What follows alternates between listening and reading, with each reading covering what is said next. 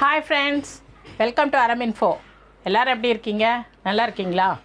இன்னைக்கு simple sweet. வீட்டில் கோகனட்டும் பால் சக்கரை இருந்ததுனாக்கா இது ரொம்ப ஈஸியாக பண்ணி கொடுக்கலாம் பசங்களுக்கு.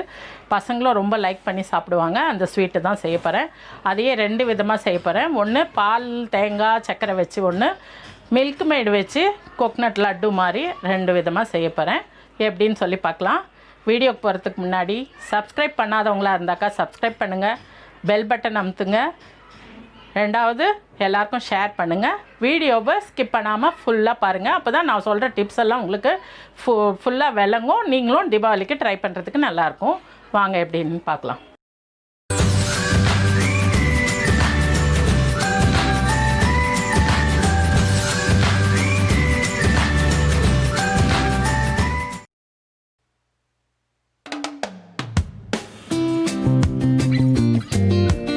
அதுக்கு தேங்காயை நல்லா துருவி வச்சுக்கோங்க. ஏலக்காய் பொடி, கொஞ்சமாக முந்திரி சின்ன சின்னதாக பேஸ்ட் பண்ணி வச்சுக்கோங்க. இதுக்கு மில்க் மேடு நான் வந்து ½ டப்பா எடுத்திருக்கேன். கொஞ்சமாக தான் செஞ்சு காட்ட போகிறேன், அதனால் ½ டப்பா எடுத்திருக்கேன். முந்திரி வறுக்கிறதுக்கு தேவையான அளவு நெய், அவ்வளோதான். இதுக்கு சர்க்கரை தேவையில்லை இந்த பர்ஃபிக்கு. வாங்க எப்படின்னு பார்க்கலாம்.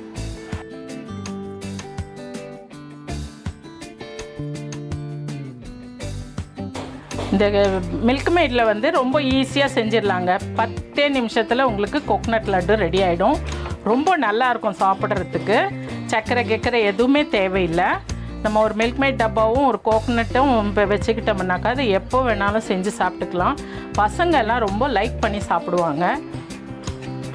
அதனால் இது கொஞ்சம் சிம்பிளாக செய்கிறது தான்ன்றதுனால குயிக்காக செய்கிறதுக்கு இப்போ ஆஃபீஸ் கோயர்ஸு, பேச்சுலர்ஸு, இப்போ நியூலி கப்புல்லாம் இவங்களுக்கெல்லாம் வந்து ரொம்ப நேரம் வெயிட் பண்ண முடியாமல் இருக்கிறவங்கெல்லாம் வந்து இந்த மாதிரி செஞ்சுக்கலாம். அதுக்காக தான் இதை நான் உங்களுக்கு செஞ்சு காட்டுறேன். மில்க் மேட் ரெடியாக கிடைக்கும். கோகனட் இப்போ தான் கிரேட்டட் கோகனட்லாம் கூட உங்களுக்கு கிடைக்குது இல்லைங்களா? ஃபாரின்லலாம் அப்படியே டெசிக்னேட்டட் கோகனட் எல்லாம் கிடைக்குது. அதையும் வச்சு இந்த மில்க் மேடையும் வாங்கினீங்கன்னாக்கா கேஷ்யூஸ் இருந்ததுன்னா போதும், போட்டு ரொம்ப சிம்பிளாக செஞ்சிடலாம். இதுக்கு கொஞ்சம் மீடியம் ஃப்ளேம்லேயே வச்சுக்கோங்க, ரொம்ப ஹை ஃப்ளேமில் வச்சுக்காதீங்க. ஏன்னா தீயறதுக்கு மில்க் மேடு இல்லைங்களா, அது தீயறதுக்கு வாய்ப்புகள் உண்டு. அதனால் சொல்கிறேன். கொஞ்சம் மெல்ட் ஆனோடனே நான் இந்த சில்னஸ் ஃப்ரிட்ஜிலேருந்து எடுத்தோம் இல்லையா, அதுதான் மெல்ட் ஆகிற வரைக்கும் இது பண்ணிட்டேன். அதுக்கு தேவையான அளவு நம்ம எவ்வளோ அளவு மில்க் மேட் எடுத்துருக்கோமோ அதுக்கு தேவையான அளவுக்கு கோகோனட் சேர்த்துக்கோங்க. பார்த்து சேர்த்துக்கோங்க. இது அளவு வந்து நான் இப்போ உங்களுக்கு ஃபுல்லுனாக்கா தெரியும். இது ½ எடுத்துருக்கிறதுனால மெஷர்மெண்ட் அளக்காமல் போட்டுட்டேன். அதனால் சொல்கிறேன். அதாவது அந்த மில்க் மேடும் கோகோனட்டும் 2ம் உருண்டை பிடிக்கிற மாதிரி அளவுக்கு போட்டுக்கோங்க. இது அப்படியே கிளறிக்கிட்டே இருந்தீங்கன்னாக்கா உருண்டை பிடிக்கிற பதம் வந்துட்டு நம்மளுக்கு வந்துருச்சுன்னா போகிறோம். இறக்கிட்டு உருண்டை பிடிச்சிட்டு கோகனட் லட்டு ஈஸியாக சாப்பிட்டுக்கலாம். இதில் கொஞ்சமாக முந்திரி நெய் போட்டு வறுத்து போட்டுக்கோங்க. அவ்வளோதான் ஆயிடுச்சுன்னு நினைக்கிறேன். இதை இறக்கி வச்சுக்கலாம். கேஷ்யூஸ் வறுத்து கொட்டிக்கலாம். அதில் பாருங்கள், பார்த்தீங்கன்னாலே உங்களுக்கு அந்த கெட்டி பதத்துக்கு வந்துருச்சு. பார்த்தீங்களா? இவ்வளோ நேரம் தண்ணியாக இருந்தது இல்லையா, அது வந்து கெட்டி பதத்துக்கு வந்துருச்சு. இதை கொஞ்சம் சூடு ஆறின வாட்டி உருண்டை பிடிச்சிட்டிங்கன்னா லட்டு வந்துடும். அவ்வளோதான், கோகனட் லட்டு ரெடி. இதுக்கு கொஞ்சம் கேஷ்நட் போட்டுக்கலாம்.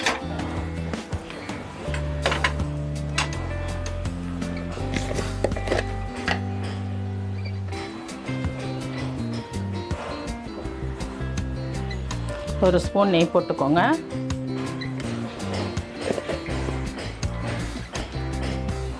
சும்மா கொஞ்சோண்டு ஒரு ஸ்பூன் துண்டாக பண்ணி வச்ச நட்ஸுன்றது வந்து அவங்களுடைய டேஸ்ட்டு, அவங்களுடைய அளவு பொறுத்தது தான். ஜாஸ்தி க்ரன்ச்சியாக வேணும்னிங்கனாக்கா நீங்கள் நிறைய போட்டுக்கலாம்.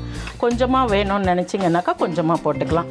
இப்போ பாருங்கள், இப்படி பண்ணி பார்த்தீங்கன்னா உருண்டை பண்ண வந்ததுன்னா போதும். அதுதான் ஸ்டேஜ். உங்களுக்கு அழகாக வந்துருச்சு பாருங்கள் லட்டு.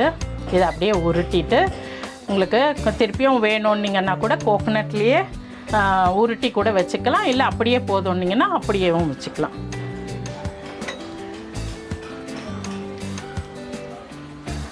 அவ்வளோதான், ரொம்ப வறுக்க வேண்டாம்.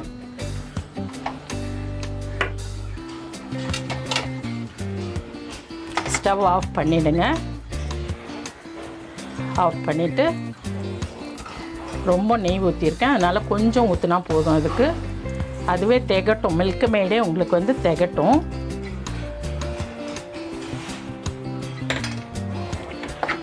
போட்டு கலந்துடுங்க. ஏலக்காய் பொடி கொஞ்சம் போட்டுக்கோங்க.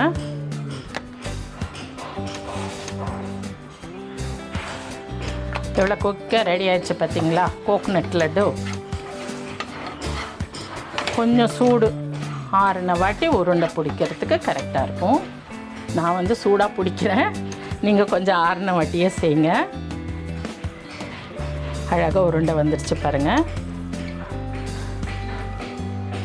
அவ்வளோதான்.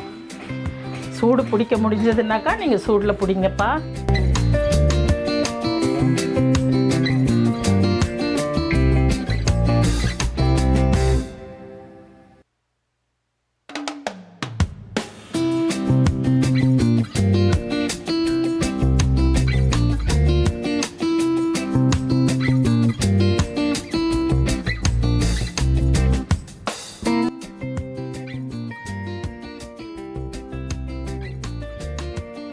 பாருங்கள், வித்தின் 10 மினிட்ஸ்லேயே உங்களுக்கு வந்து கோகோனட் லட்டு செஞ்சு கட்டிட்டேன். எவ்வளோ ஈஸியாக இருக்குது இல்லைங்களா?